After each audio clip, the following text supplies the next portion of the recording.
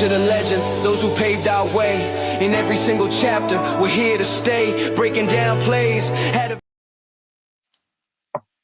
Good evening, everybody, and welcome to the Chasing the Highlights podcast.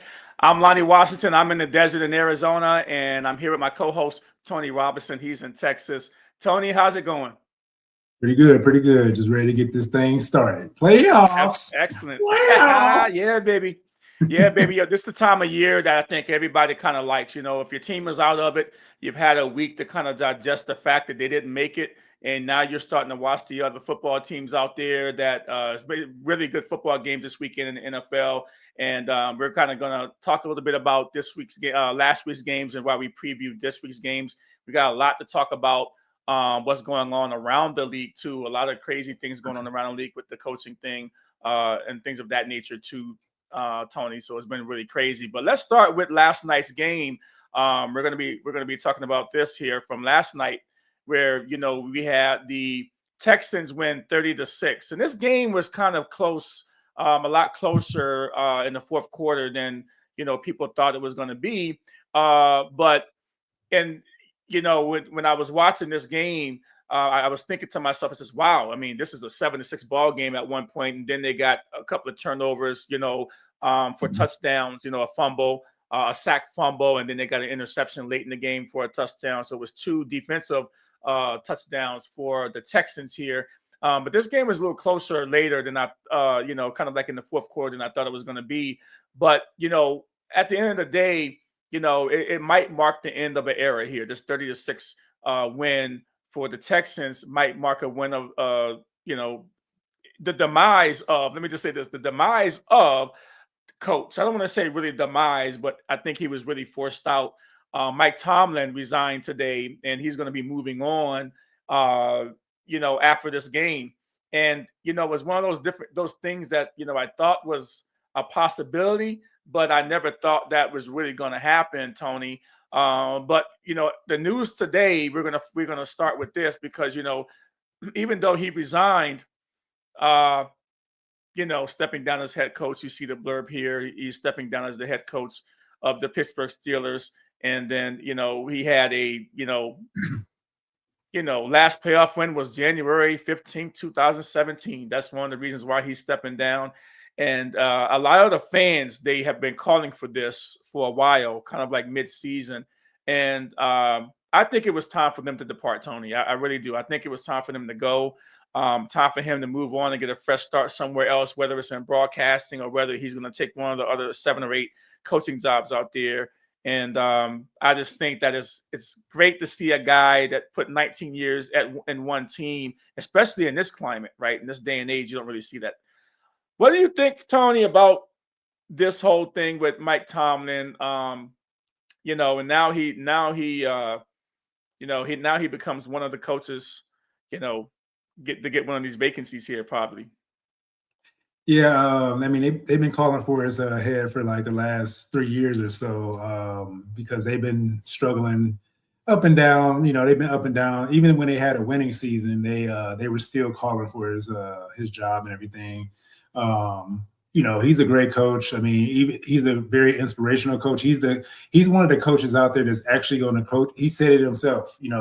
I'm not afraid to coach. I'm not going to run away from coaching. I'm going to stand 10 toes down with that player to make sure they know what they have to do and stuff like that. So hats off to him to lasting this long. I mean, he was doing something right that the Rooney family, wanted to keep him this long because they usually stay faithful to their coaches. It's just hard when you don't win and then you lose. Yeah. You lose the way you lose. And like you said, the game was close. It was 7-6 for most of the game. I mean, they were playing pretty tough. It was a defensive battle. They kept getting turnovers on Stroud and stuff like that. And it's just that when you got Metcalf dropping passes, he started off good, but then he started dropping passes and stuff like that. And a lot of the players weren't in position to play, and they're in the spots where they were supposed to be, and Rodgers was getting frustrated the whole game with that stuff. So, but with I feel like Tomlin, he'll have a job if he wants one. But I heard that he might go into broadcasting, and like we talked about earlier, you said that he might make more money than Brady in broadcasting. So you never know what's going to happen with that. Yeah. He attached himself to the quarterback. He attached himself to Aaron Rodgers early. And, and I think that he thought that they could, maybe create a last-second spark for the Steelers on this last run. I think Tomlin kind of knew that once he attached himself to Aaron Rodgers and it didn't work out, that, that was his last hurrah there. And Rodgers, he got sacked, a lot of times yesterday. He took a brutal beating yesterday. And I just think that, looking at the press conference and the way that Aaron Rodgers took a beating with the Texans, I don't think he'll be back. I think the only team that he can really go back to, maybe the Minnesota Vikings might give him a chance. I mean, but he'll be 43 years old and got a lot of weapons over there, though, in Minnesota. But I don't know, man. I mean, the Steelers didn't really have a lot of weapons for him either. So, but he has a lot of respect for Tomlin. I'm glad to see that the camaraderie that Tomlin and Rodgers had. They both have a tremendous amount of respect for each other, and the way everything went out. They went out on their shield, right? They went out on their shield. They both lost, and I think it's good for Aaron Rodgers to just give it up. Take a year off, go broadcast and get in the booth somewhere. He's going to make a lot of money wherever he goes. So will Mike Tomlin. I mean, and so, bringing that up too, we're going to talk about with all the vacancies, Tony, which team would you like to see Mike Tomlin coach next? Where do you like to see him go?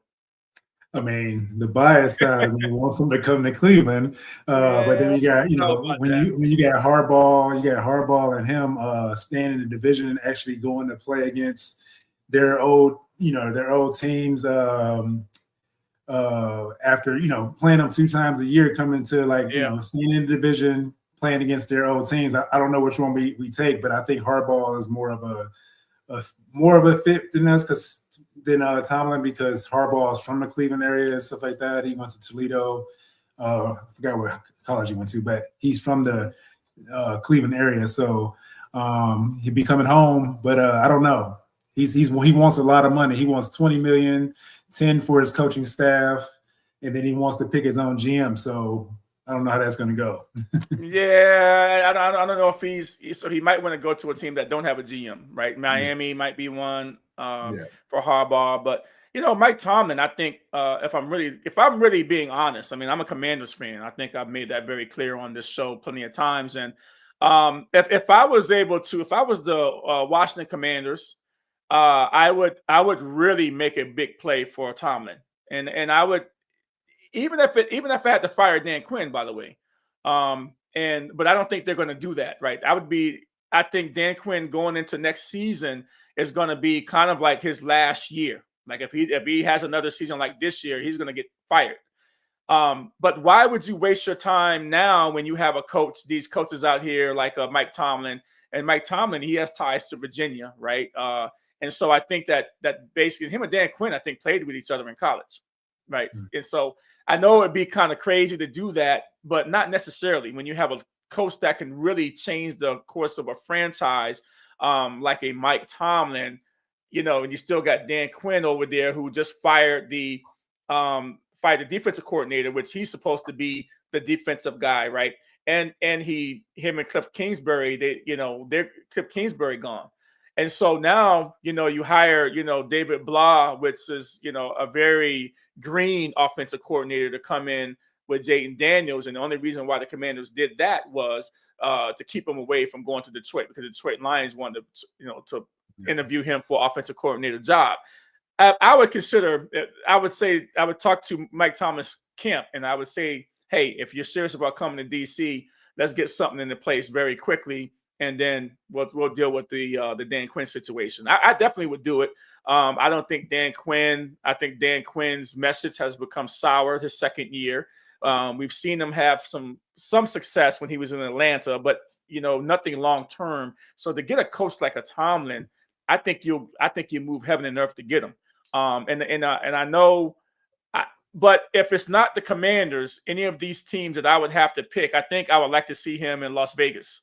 The Las Vegas Raiders and Mike Tomlin just seems like a good fit. That old school, culture that you're going to bring that Raiders back. And I know they're in Vegas now, but I would love to see Mike Tomlin in the silver and gold. I really would.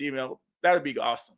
Yeah, that would be a good team to go to. But also the other team will be Baltimore Ravens. The Ravens, like we talked about earlier in our pre-show call, and Baltimore is like, set it and forget it. Like you go in there, it's like turnkey.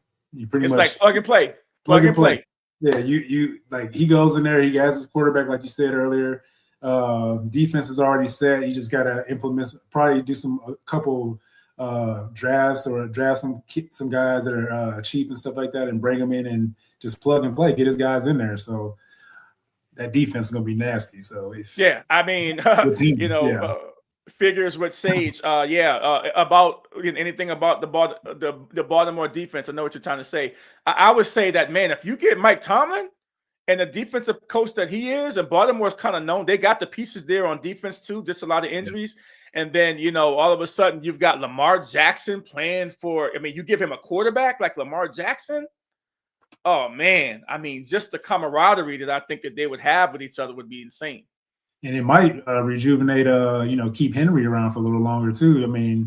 I'm sure he's getting a little long in the tooth though, but as a running back. So, but he takes care of his body. So, I don't know if, man, that team is going to be that. I think Baltimore is the main team that he should go to. Even though I'm a Browns fan, I don't want him to stay in the division, obviously. But if he goes there, it's like it's lights out. I think so too. I think that we had to start off talking about that, but we're going to talk about the Rams and the Panthers game. The Panthers nearly pulled off an upset in a high-scoring thriller, and it took Matthew Stafford some last game heroics to come back and win that football game. And 34-31, they avenged a loss earlier in the season, going into Carolina, and they got beat. And this game was a knockout, drag-out type of game, and the Rams came out on top. And I just can't say enough about Matthew Stafford and the way he's played. A lot of people are probably talking about Drake May getting the MVP. I don't think for 1 minute that Drake May should get the MVP over Matthew Stafford. He's played a tougher schedule. The guy is just a phenomenal player, and his stats this year are just incredible. And so, when you start looking at that, I think definitely, Matthew Stafford for me should get the MVP. Now he's going to play the Chicago Bears, and in Chicago, I got to say that Matthew Stafford is coming, and that it's going to be a really good football game with Matthew Stafford there. And so, saying that, Tony, what did you think about this game overall? I think it was a great game. I thought I wanted Carolina to pull this upset off, and just the underdog kind of mindset. Carolina playing at home, they play their butts off to try to get this win. You had Cam Newton coming out to beat the drum out there, to bring some energy and stuff like that. But it wasn't enough for the Rams, because you got that Puka Nacua guy. That guy got balled out. They just kept getting the ball to Puka. And I said on the last podcast, Puka is going to be it's going to be Puka and McMillan, McMillan, and Tedero played pretty solid and stuff like that.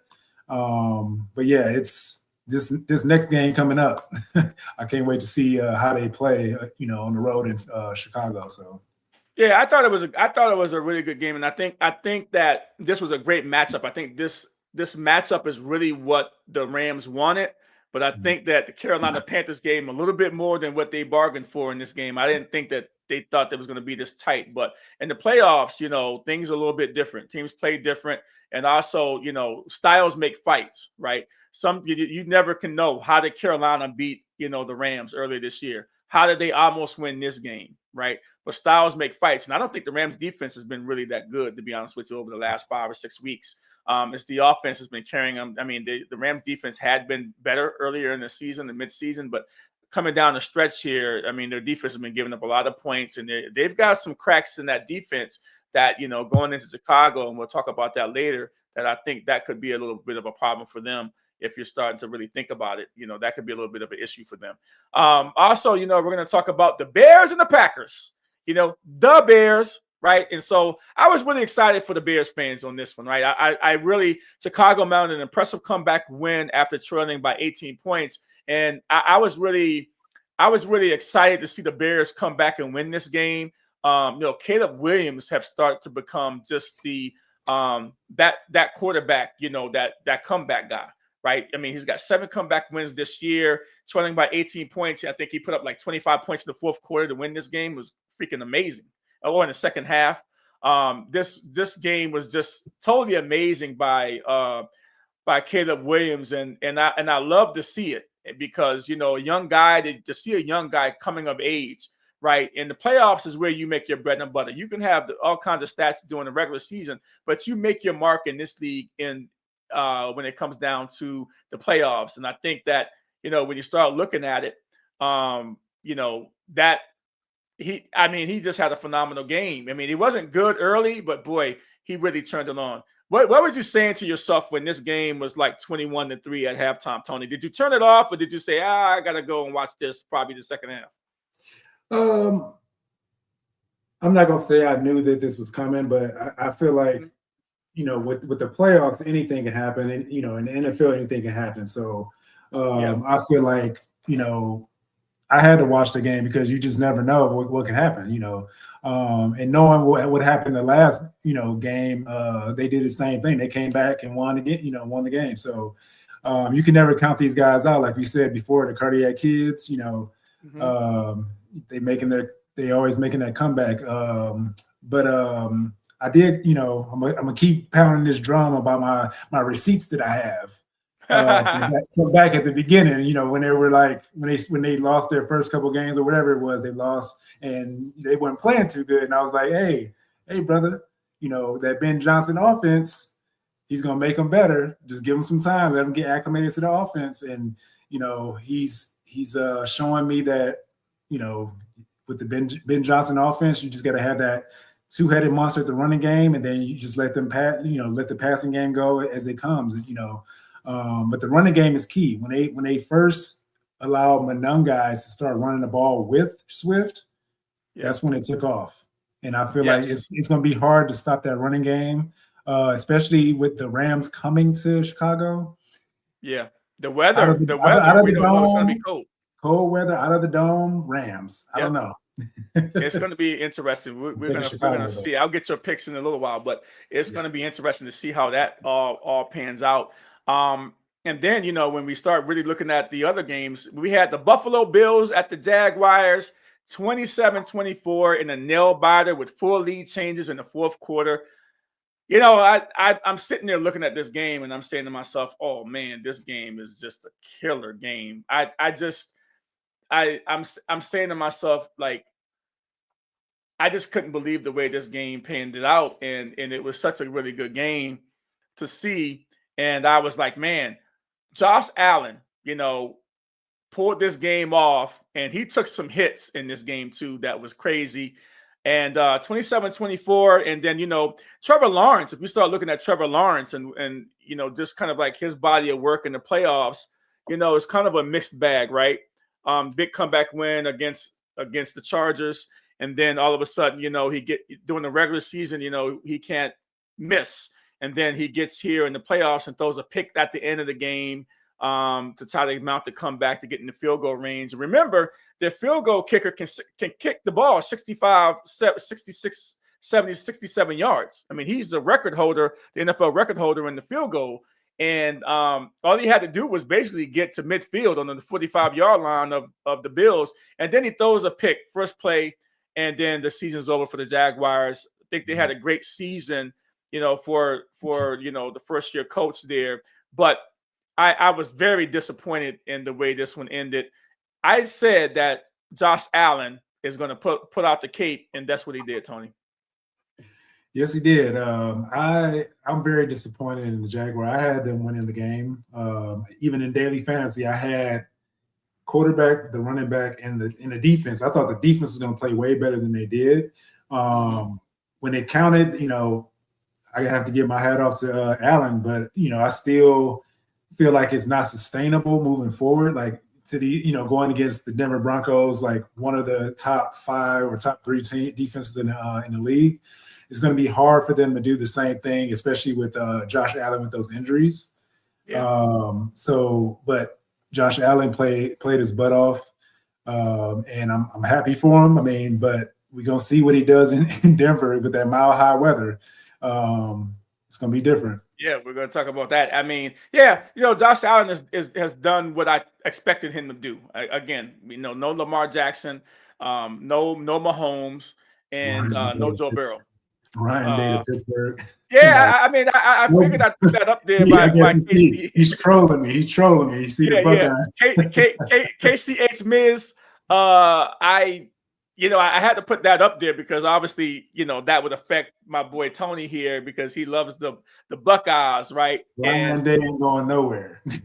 He could. I mean, that is not a far-fetched comment, though. I mean, that is not a far-fetched comment. I mean, Ryan Day could go to Pittsburgh. And I think what? You don't think it's a better job? You just don't think that it's going to happen? Nah, it ain't happening. Yeah, come on, man. Like, come on. That could actually happen. So, I mean, I'm just throwing that out there. I mean, I don't want to interrupt the flow of the show, but I mean, I had to throw that up there because I saw you. I had to say something because it's the Buckeyes over here, so they see that.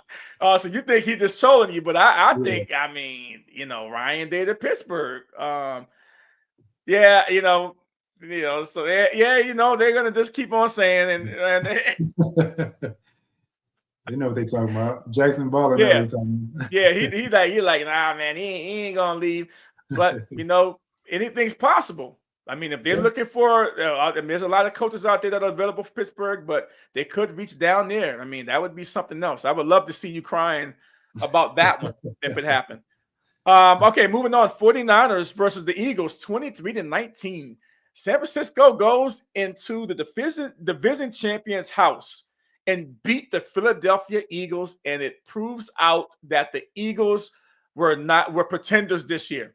They didn't want it this year. They got a taste of that championship, and AJ Brown has been, sounding the horn though all season. He's kind of been sounding the horn all season, but people are saying AJ Brown is the problem, not anybody else. I mean, he did drop some balls, but him arguing on the sidelines with the coach and, because he wasn't getting the ball. I mean, I think he had 4 receptions for like 25 yards. This was a wild game to see them like fizzle out there on the comeback try. The Eagles was trying to come back and they just kind of fizzled out, man. AJ Brown had 3 or 4 drops, maybe 2 or 3 that he actually got tagged for. But this was the 49ers, a dangerous game because the 49ers coaching staff is really, really good. And, McCaffrey, you try to stop McCaffrey in the running game, but he kills you in the passing game, right? This guy is a true Swiss Army knife, and he's just a stud. And so they weren't able to contain him later in that game. And so the Eagles go down. And I think I posted something on my Facebook page that said, 49ers fans, get out of Philly now because these fans are pissed. 49ers fans are hooping and hollering in the stadium and they're trying to troll the fans there. Philly is not the place to do that. Get the hell out of there, man. You got the win. You should have been all the way down the road already before this game ended. Right. And you can't do that. I've been to Philly before, man. And I saw the Commanders beat them on a Monday night in 2022. And I made sure that I got the hell out of there with no fanfare at all. But I celebrated like hell in the car when I got in the car. But, it is what it is. But, yeah, what do you think about this game? But don't let the wine and cheese of the San Francisco 49er tailgating party fool you. They get active in the Bay Area, just so you know that. Okay, all right. I used to live there, so I know what they do out there. Yeah. But I'm gonna say this. It did come down to AJ Brown. You know, AJ Brown it's just a negative energy on the sideline, like you said, and then the drop passes you've been talking about. Give me the ball the whole season. When they try to get you the ball, you dropping passes. You looking like our receiver on the Browns team.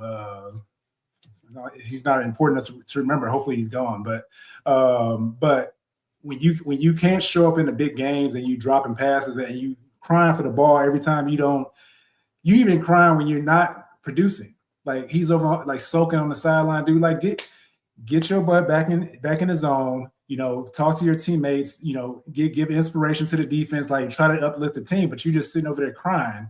And it was a spiral effect to me. I feel like if you can't take away McCaffrey in the passing game or the running game, that's why we talked about it on last podcast. It's like if you gotta cut the head off of the snake. If you can't take him away, just like the Seattle Seahawks did.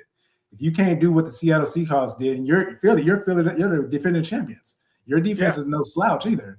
But it's just McCaffrey's that guy. McCaffrey's the guy, and he's the person you have to stop. If you stop him, the whole offense is off kilter. So I don't know. Hey, answer the question. Do you think AJ Brown has played his last game in Philly? Yes, I do, and I hope he comes to Cleveland.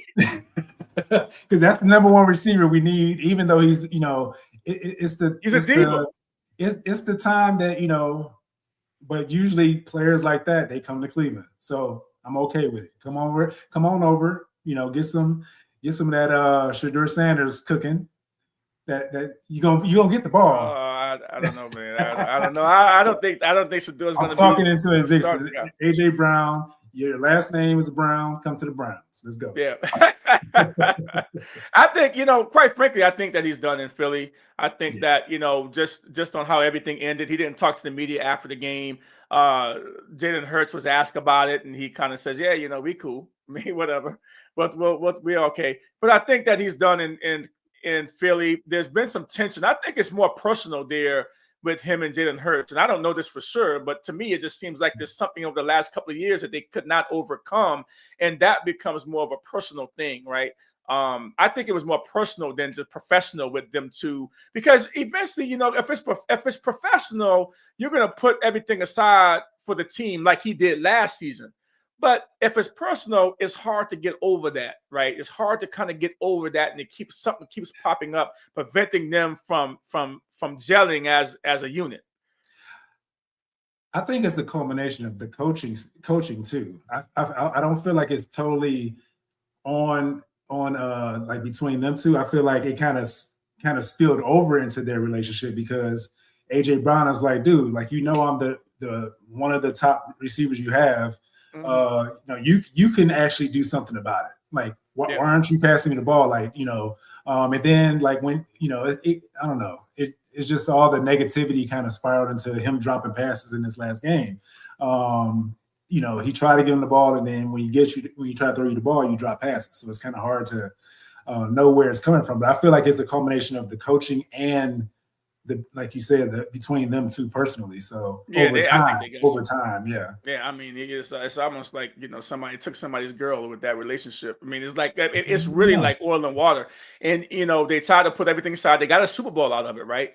This year they just couldn't overcome the problems that they had, and the Eagles have been horrible in the second half of football games. And we thought that this was just something that was just a fluke, man, but it just horrible football team in the second half. I've never seen anything like it. I don't think there's ever been anything like it in the history of the NFL, just some of the games that they've had in the second half. I mean, it's been incredible. We're going to move on here and start and talk about, the New England Patriots, and the Chargers. New England's defense dominated, holding the Chargers to just 3 points in this game. And the Patriots, if you haven't got the Patriots on your radar, I'm not quite sure what you've been watching all year, because this has been just an incredible thing to have them both to see what the Patriots have been doing. And now people are saying, oh, they had an easy schedule. But this is the playoffs now. And there's no game that's going to be easy. They draw the 7th seed, which is the Chargers. The Chargers do have a lot of injuries, but Justin Herbert was getting killed out there by the Patriots, right? It just was bad. Drake, it took him a little while to warm up a little bit, right, in this game. But the Patriots pull it out. They get the big win, and I don't want to really hear people talking about Drake May for MVP. I think definitely it shouldn't go to Drake May. 16-3. He didn't really look great in particular in this game. But the defense was all over Herbert, but Drake May made enough throws when it counted to win this game. So I'm going to give the young guy credit. But we're going to see this week. They have a tough task ahead of them this week. But I got to give the Patriots a lot of credit. So all my New England fans out there, all my friends that are New England fans, I got a lot of them out there because I'm from New England. I'm from the Massachusetts area, the Springfield area, and that's all New England. So, Tony, what do you think about what the potential Patriots is going to possibly do moving forward? I mean, looking at this game, of course, what do you think about this game? What do you think the Patriots shows you in this game? Well, they showed me in this game that they're just like those old Belichick teams where they because Vrabel's cut from that same cloth, that coaching tree where they take something away. And I feel like they were trying to take Herbert away, and they just rushed him. And I mean, because they know the offensive line is not that great, so they just kept pressure on him, all different kind of angles, all different ways. Where he was so flustered, and he was just, I mean, he doesn't show that he's frustrated, but you can tell in his face, you can see it. It's like, oh, I can't do anything. What can I? He doesn't have time to throw to his receiver. He has a nice receiving core, and I just feel like he just couldn't do what he usually does. And like he tried to come out with his Josh Allen game towards the end, and it's just not enough. I mean, he just couldn't. He's not a runner like that, But you can't leave him open though. He will get some yards. He will get like 15 yards if you play man and like you turn your back to him. He'll dart out of there. But the front four was like really good at getting to him. And I feel like the Patriots, they have a nice shot of making it to the AFC Championship game. It's all about matchups, man. It's all about matchups. Yeah, the way it's set up right now, I feel like I don't know, but that Houston game is going to be a good game. It's going to be crazy, right? Yeah. So we're going to take a quick break. We're up against our 30-second break. We'll be back in 30 seconds, guys. Sit tight. We'll talk about this week's games in the divisional round when we get back.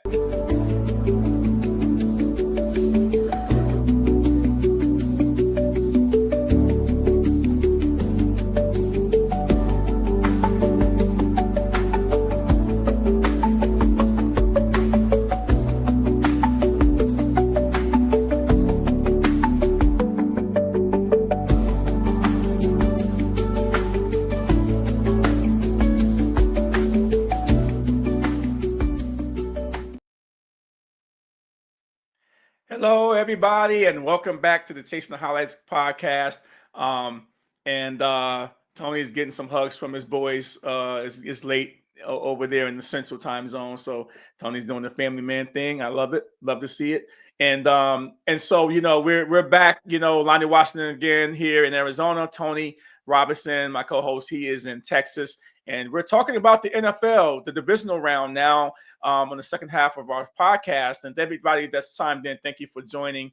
I love how everybody always is in love how big my head is on the screen. So whatever, man. It's all good, man. No worries. When you're over 6'1", your head can't be small. I'm 6'7", so it's big too. So yeah, I mean, y'all don't know that Tony's 6'7", right? Yeah. I'm 5'11", he's 6'7", it's all good. But I don't really care, man. I'm over 50. So I'm cool, man. Nothing bothers me, man. Still getting it though.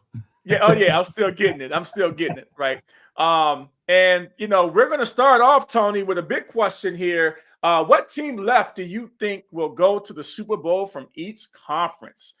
Before we get into our picks for the night, what team do you think left that can actually go to the Super Bowl? That is our first question of this segment.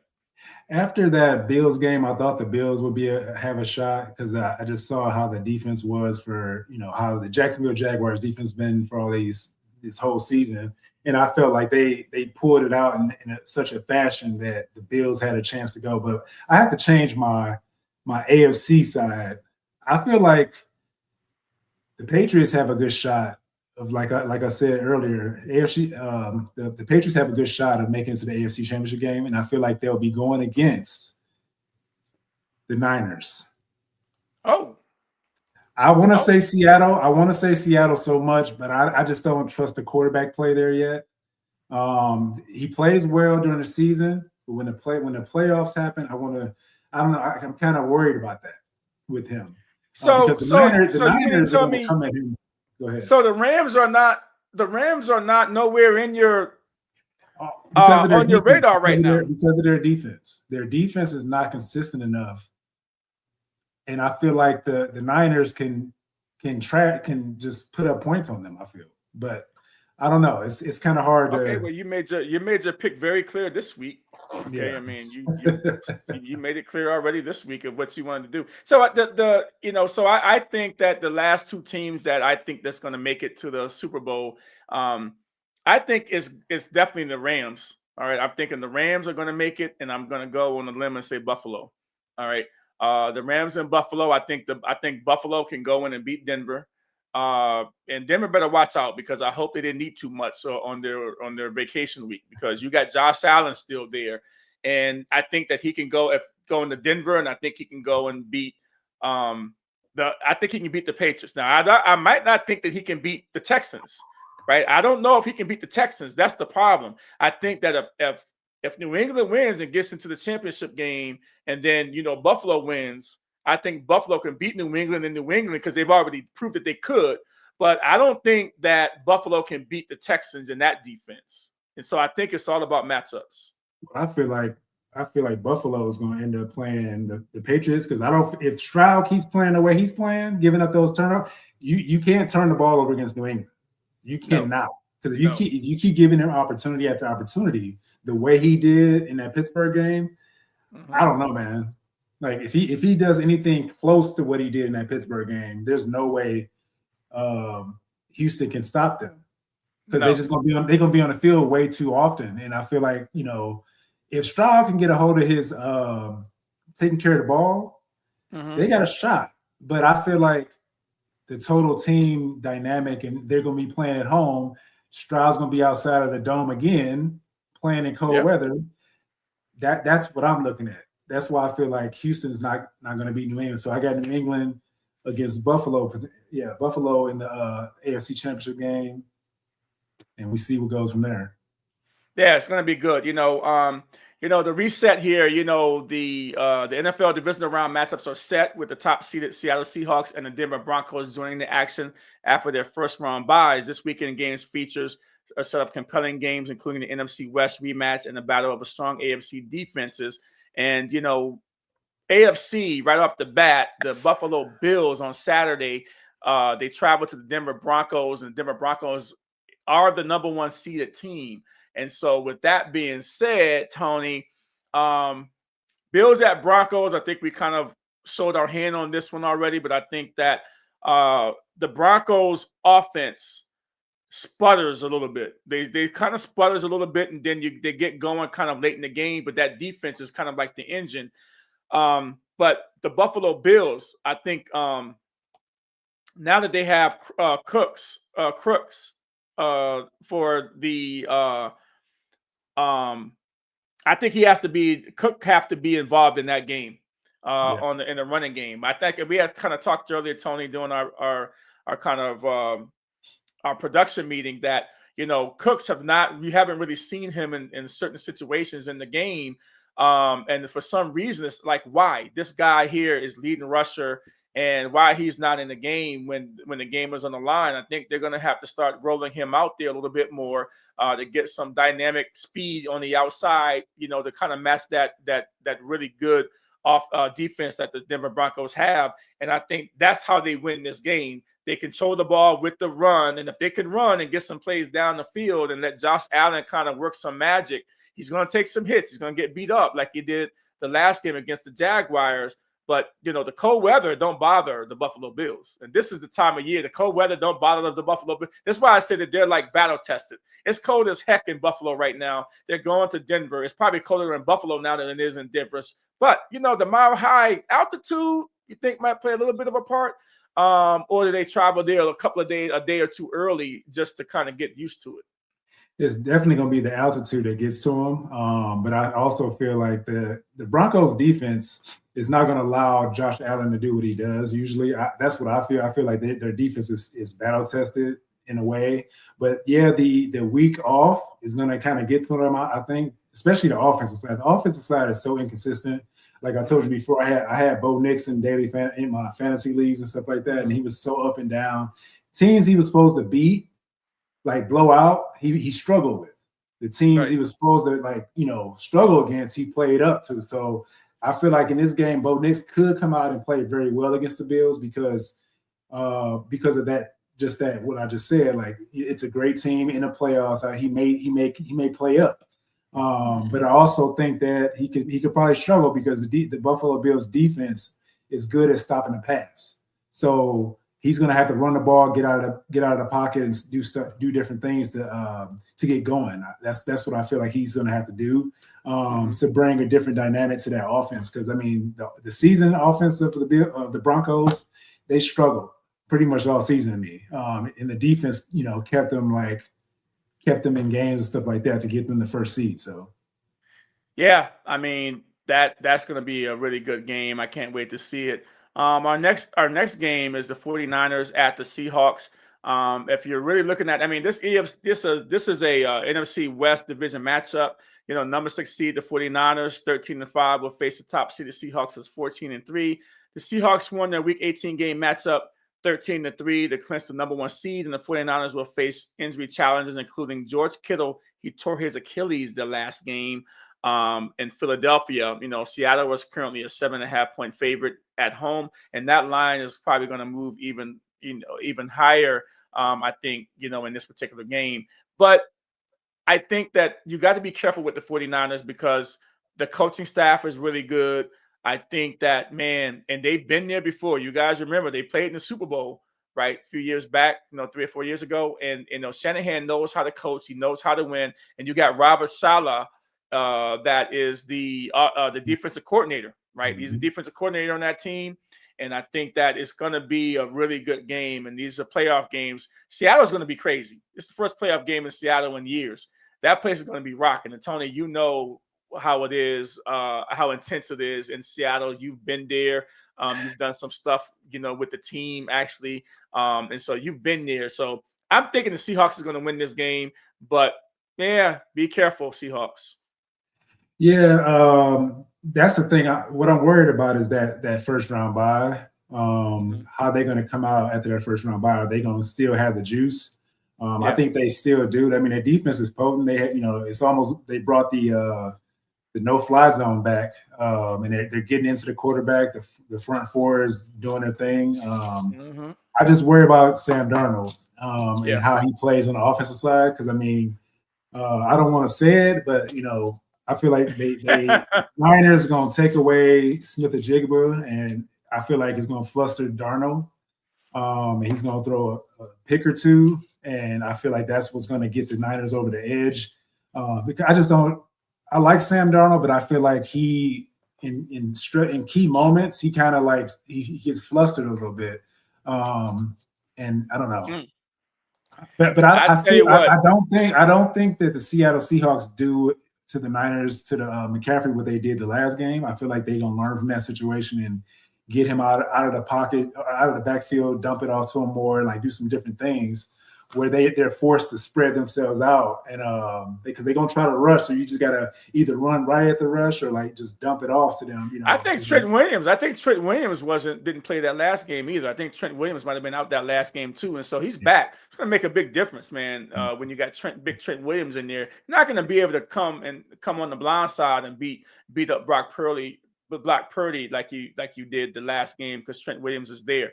And obviously, I think that it's going to be a really good football game. I got the Seattle Seahawks at home.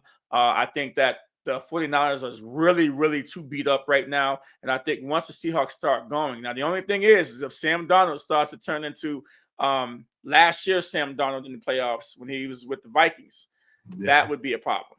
And I'm not confident in Sam Darnold in the playoffs, to be honest with you, either. So it's going to be really a really good game. But I think the defense might do just enough to hold off the 49ers in this game. Oh, maybe. Yeah. It's it's kind of a pick'em game to me because it's kind of hard. It's a pick'em game. Well, it's a 7.5-point game, Seattle. So I gotta go with what the experts are saying. I mean, did you vote? Did you get the 49ers and win all this money? I don't know. If you pick the 49ers straight up. I mean, that's what they want. That's what the 49ers want. They want you to think that. They're the underdog. They like to be the underdog. So, yep. It's crazy. It's crazy. The Texans at the Patriots, the number 5 seed Texans, 12-5. They've won 10 straight games. I mean, people don't realize that the Texans have won 10 straight games. They'll travel to face the number 2 seeded Patriots that are 14-3, which is an amazing record in itself. New England has a crazy strong pass rush, which shut down the Chargers last week again. And they'll look to contain the offense of the Texans. Which might be Nico Collins. He went out with a concussion.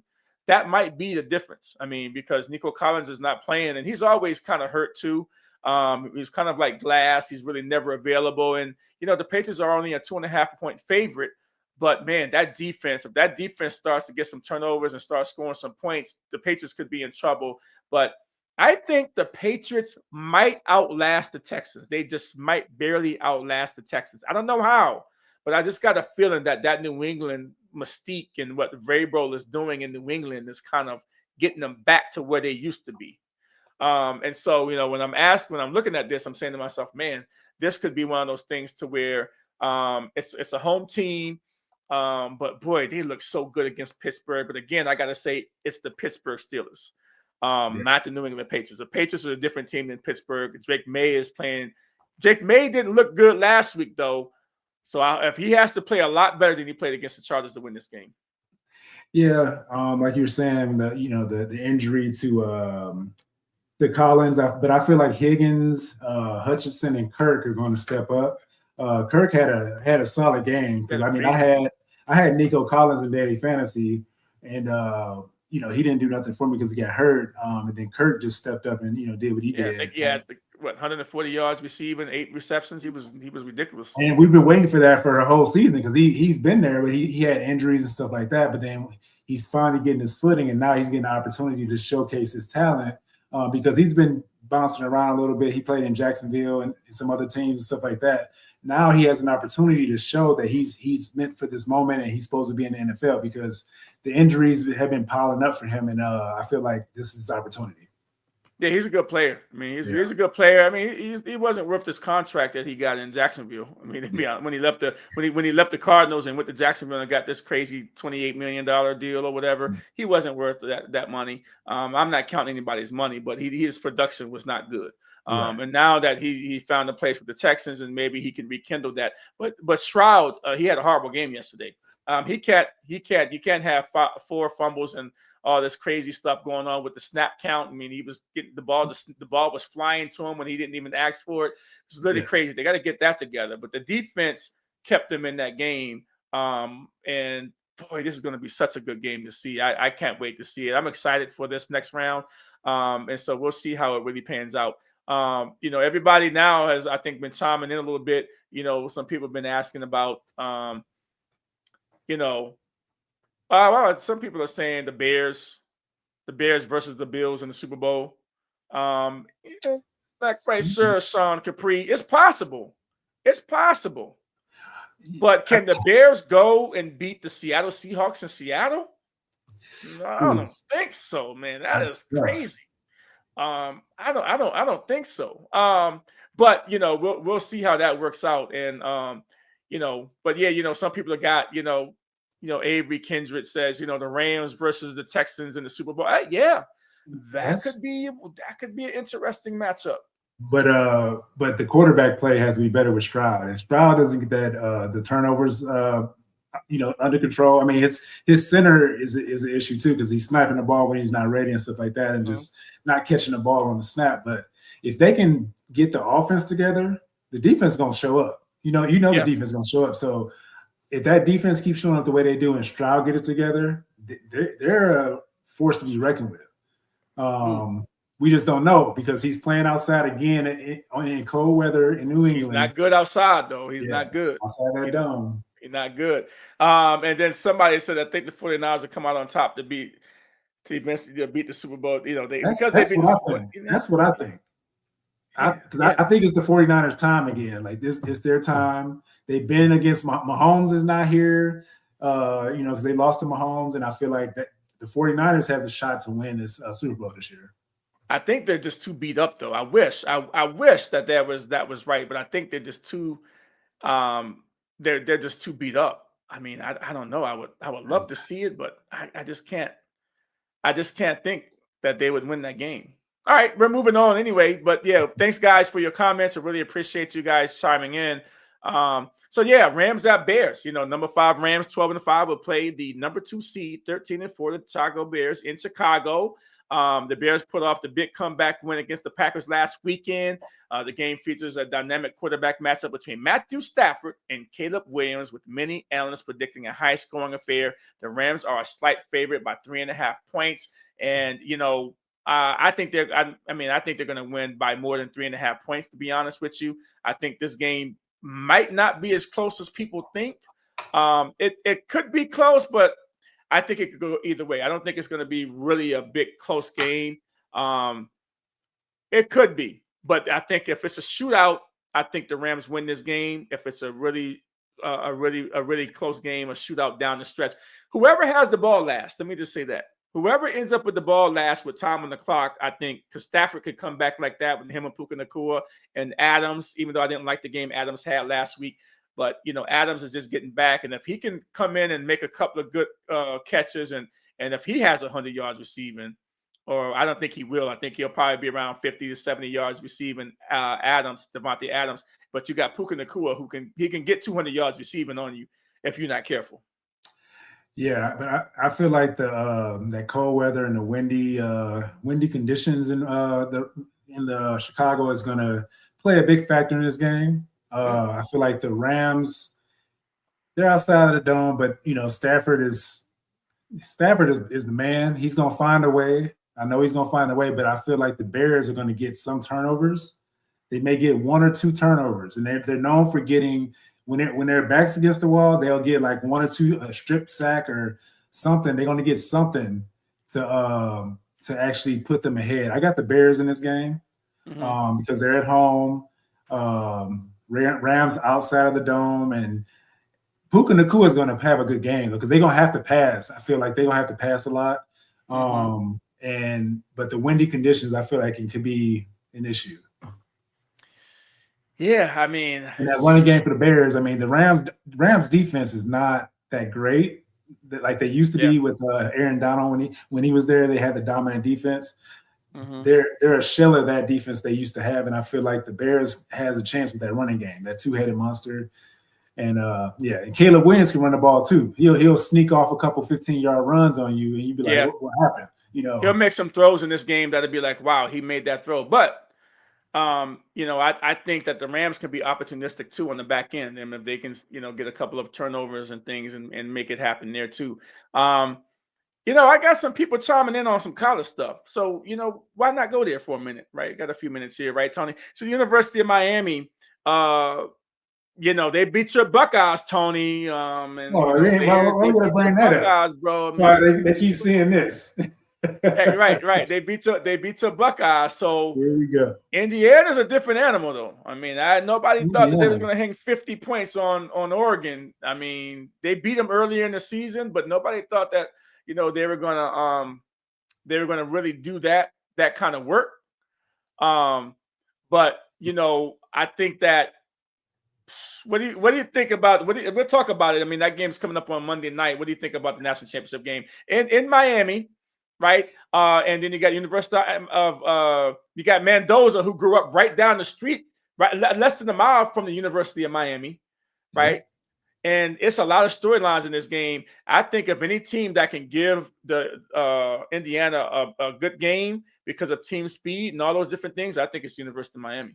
Yeah, that's true. I mean, Miami showed us something. I mean, they're hard nosed and they have that it factor. But I feel like the way Indiana recruited, it came out that he recruited through the portal. He took a lot of older players, like juniors, seniors, mostly seniors. These are grown men playing against young kids, pretty much, is what the way the setup is. Because he learned from from years of just being at a major and stuff like that. And I feel like Indiana has a shot, but it's going to be a close game because that Miami defense is pretty solid. I just don't know about their offense though. Miami's off because Indiana defense is really good. Everybody's discounting Indiana defense, but I feel like Indiana is going to be a low scoring game because of that. Both sides defense is really solid. I feel like I get the edge to Indiana. I'm a Big Ten. I'm a Big Ten fan, so I got to. Yeah, I mean, Indiana put 50 on Oregon, and I think that, man, Indiana. I mean, Mendoza. I mean, he's just playing accurate with the ball, smart with the ball. He's going down in a hostile environment. I think the Hoosier fans are going to flood the zone too down in Miami. I think they're down there now partying with the Miami fans. They have to. You can't let Miami take over. It's a homecoming for Mendoza, right? Yeah. Heisman Trophy winner. He grew up less than a mile from there, and I think that it's going to be a pretty good game. I think I'm going to pick Indiana in this game. I think a lot of people are, but man, if Miami gets this program a national championship after not doing much for the last 20 years, 20 plus years actually. It's going to be an amazing thing for Miami to win. But I like to see the underdog winning. It'll be a story probably in a movie if Indiana wins this game because that's definitely been a movie storybook type of season for the Indiana Hoosiers. So Hoosiers, good luck to you. I think I'm going to pick you to win this game. Yeah. Me too. With that, Tony, we're going to close out the evening. Hey, good having you on the show again. Hey, it's early 2026. We got a lot of stuff going on. So, hey, thank everybody for tuning in. This has been the Chasing the Highlights podcast. My name is Lonnie Washington, and that is Tony Robinson. Good night, everybody.